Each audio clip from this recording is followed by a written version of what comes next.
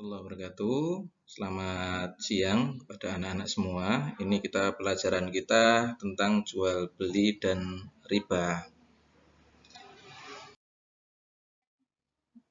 Yang pertama yang kita pelajari tentang jual beli, pengertiannya adalah pertukaran harta dengan benda yang bermanfaat dengan cara memindahkan hak milik yang diperbolehkan oleh Islam. Jadi pertukarannya itu antara harta dengan benda, uang dengan barang. Kalau barang dengan barang namanya barter. Nah, untuk hukumnya itu adalah mubah atau boleh, ya, boleh. Jadi diperbolehkan untuk jual beli. Tentang jual beli ini kita belajar juga tentang yang namanya khiyar. Khiyar itu adalah memilih antara dua perkara, yaitu melanjutkan atau membatalkan jual beli. Yaitu hak di mana seseorang yang menjual atau membeli itu boleh untuk melanjutkan atau membatalkan jual beli. Nah, ada istilahnya itu saat-saat diperbolehkannya khiyar, ya. Kondisi di mana diperbolehkan seseorang itu melanjutkan atau tidak melanjutkan jual beli. Yang pertama adalah penjual dan pembeli masih satu tempat. Jadi kalau satu tempat itu boleh untuk melanjutkan atau membatalkan. Kemudian yang kedua adalah penjual dan pembeli menyepakati waktu tertentu.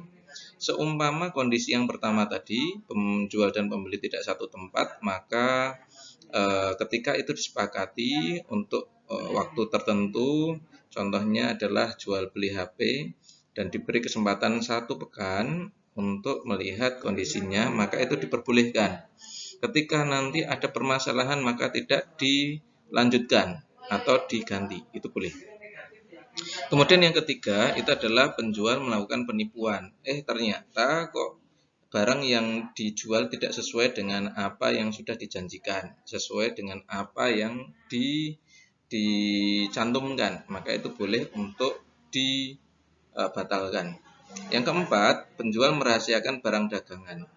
Merahasiakan itu contoh ditutup-tutupi. Ada yang jual burung, ternyata isinya kaset, yaitu sangkarnya ditutupi kain sehingga tidak kelihatan. Yaitu hampir sama dengan penipuan, tetapi itu dirahasiakan barang dagangannya. Yang kelima itu adalah barang yang dijual itu cacat. Cacat berarti itu tidak sesuai.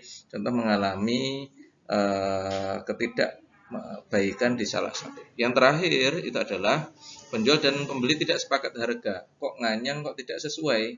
Maka itu ada ada perbedaan, dan itu ketika cacat boleh untuk dilaksanakan khiyar. Selanjutnya yang kita pelajari adalah jual beli yang dilarang. Ada banyak sekali, kalau kalian lihat di buku itu macam-macam jual beli yang dilarang. Kita di sini akan belajar 5 hal jual beli yang dilarang.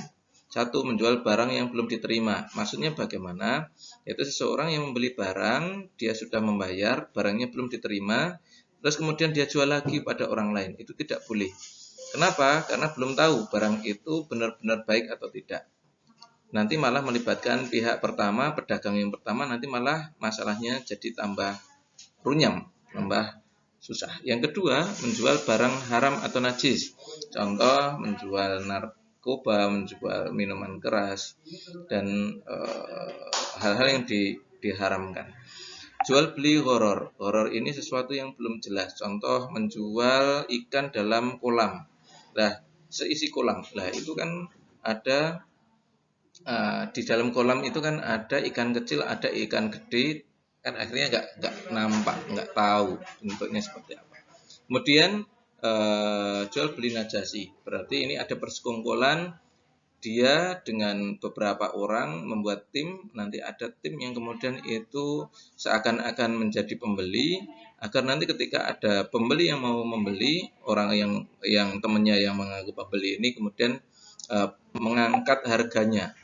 Harganya sekian, sehingga yang berniat membeli bisa menaikkan harga yang sesungguhnya, padahal ini tidak sesuai. Yang terakhir itu adalah menjual barang yang tidak dimiliki oleh penjual. Contoh, dia memoto sawah, kemudian dia jual di Instagram, padahal sawahnya itu bukan miliknya. Itu nggak boleh, ya.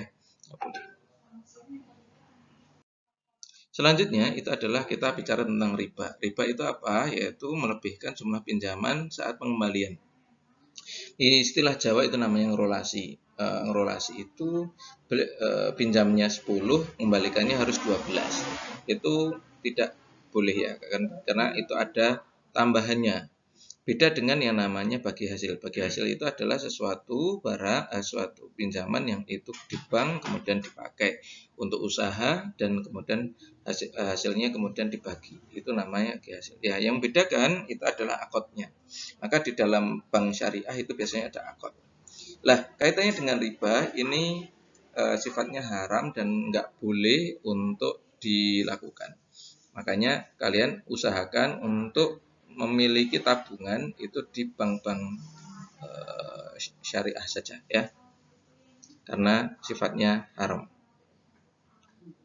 Yang terakhir yaitu tentang hikmah jual beli dan dilarangnya riba. Yang pertama adalah melindungi harta kita agar senantiasa bersih, senantiasa barokah. Yang kedua, memotivasi untuk investasi yang benar. Banyak investasi-investasi yang bentuknya riba dan itu sifatnya nanti bisa mengakibatkan yang meminjam itu kesusahan. Contoh pinjaman online. Kemudian yang ketiga itu adalah menghindari menyusahkan orang lain. Ini kaitannya dengan tadi. Sudah memberikan bantuan tetapi malah akhirnya menyusahkan orang lain. Membantu orang lain tanpa tambahan, dan yang terakhir adalah menghindari kebinasaan karena riba tadi. Mungkin itu anak-anakku yang kita pelajari di materi ini. Silahkan nanti bisa dibaca di buku lebih lengkap dan semoga nanti senantiasa diberi kemudahan untuk memiliki harta yang banyak, harta yang barokah, harta yang halal, dan hidupnya barokah. Mungkin itu. Assalamualaikum warahmatullahi wabarakatuh.